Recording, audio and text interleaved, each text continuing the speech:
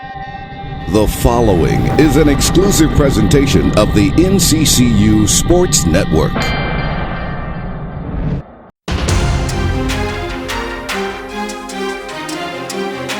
Jonathan Durham alongside NCCU baseball head coach Jim Koerner. Coach, this is a day for records here for North Carolina Central.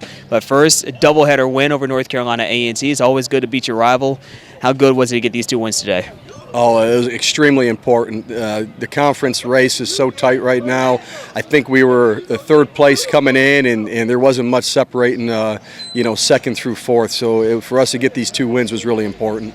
Well, the record started falling today in Game 1. They hit 2 home runs, the first coming from Zachary Marszal, the second from Carlos Ortiz. How did it feel to see a record like that go down? Team home runs with 36 so far this season, and there's still time to go. Yeah, it was nice for the guys. It shows that they've been swinging the bat well and getting good pitches to hit and driving the baseball. I was happy for the boys to be able to break that record today.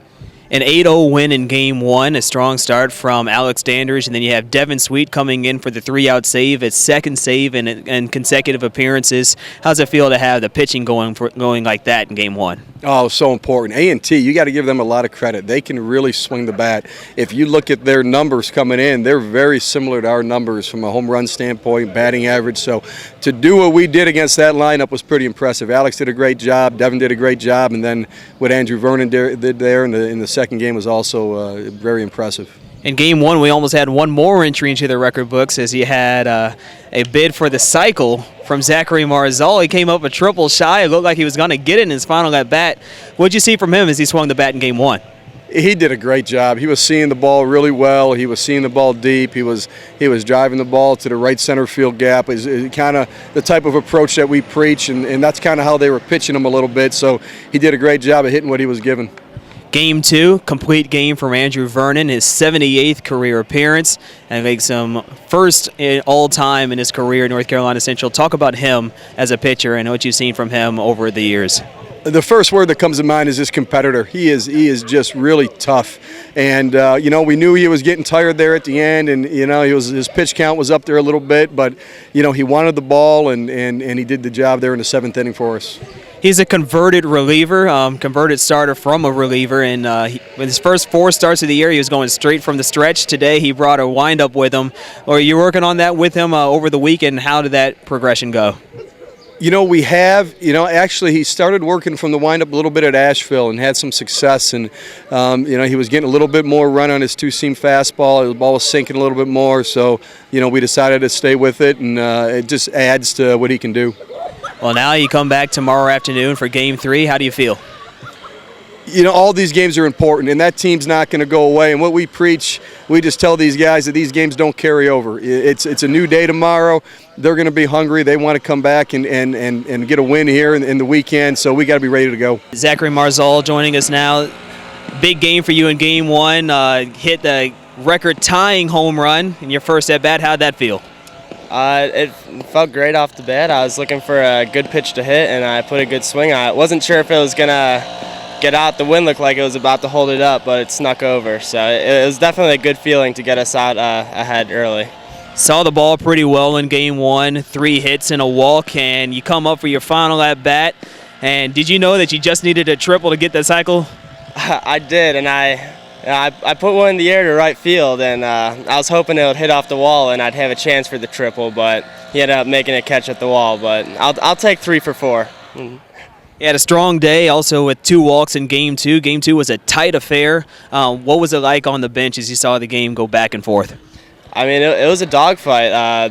The focus was there. It was very intense. We really believed that Vern was going to shut him down, and it's definitely fun playing in games like that. You're part of a team that has set a new team season record with 36 total home runs. What's it been like to see these guys, and you as well, just bash the ball over the wall? Yeah, it's very cool. Up and down the order, we have a lot of power, and you like to believe that anyone can get that big hit at any time. So I'm not surprised that we've hit this many, but it's definitely very cool that we've done this. You take the doubleheader win over your rival, North Carolina A&T. You come back for Game 3 tomorrow. How do you feel going to that game? We feel great. We're confident, but we can't get too high. We need to stay focused, and go for the sweep tomorrow. Carlos Ortiz joining us now. Carlos, you hit the record-breaking home run in Game 1, team home run number 36. How'd that feel to see it go over the wall? It felt really good. I actually didn't know that was the record-breaking home run there until all the guys came up to me, congratulating me.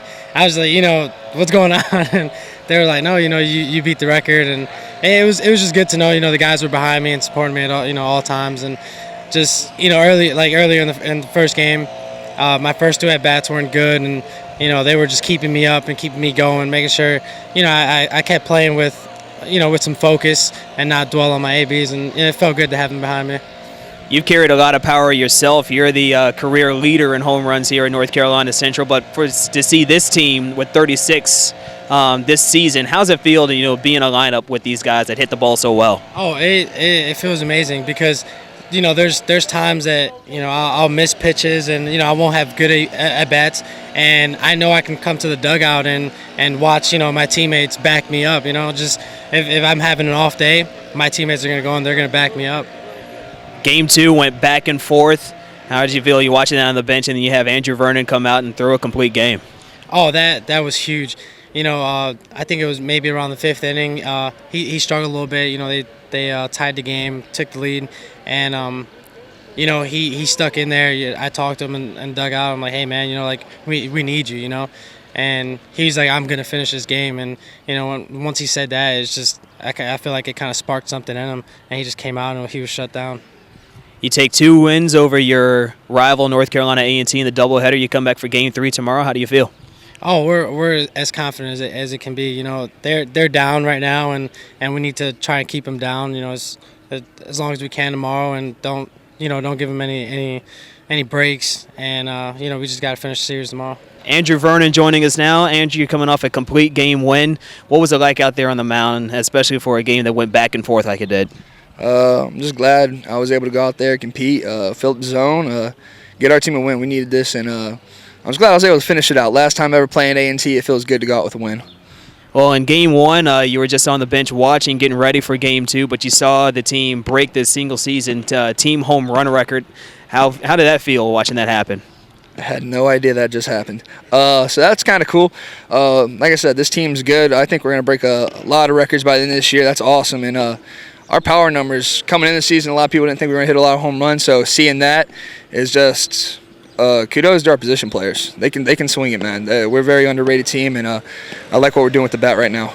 Talk about a team breaking records. You broke one of your own today, your 77th career appearance that breaks the all-time career record. What does that number mean to you? It means a lot of appearances, a lot of pitching. That's one thing. I know I'm good friends with Jake Russell, who owned the record, and he's texted me a few weeks ago, and he knew it was coming up, and he's a little salty about it, but I'm glad I'm able to take that record, and that's something I'll take with me after I leave NCCU. You do it in a complete game. Again, it was going back and forth, and you get to come back out here in the 7th inning after your team took the lead, and you come back and you throw a strikeout. You finish the game with 8 Ks. What was going through your mind in that 7th inning? Just get ahead, stay ahead. Kudos to A&T. They can swing the bat a little bit, but my biggest thing was get ahead, make them hit my pitches, make them beat me. And once I got that second out, I really wanted to finish the game on a K. I'm not going to lie, so kind of elevated right there, but it feels good. I'm glad I was able to finally finish out a game and get our team a win. Well, Game 3 of this series is tomorrow. You took 2 today. How do you feel going into the weekend finale? I think ready for Sweep Sunday. That's the biggest thing. We bring out the nice maroon jerseys, and just ready to get after it, man. 3 sweeping A&T for the last time ever playing a series against A&T is huge, man. And especially being rivals, nothing else we want to do. We're locked in. We want to win this, man, and enjoy our Sunday. That's the biggest thing right now on our mind.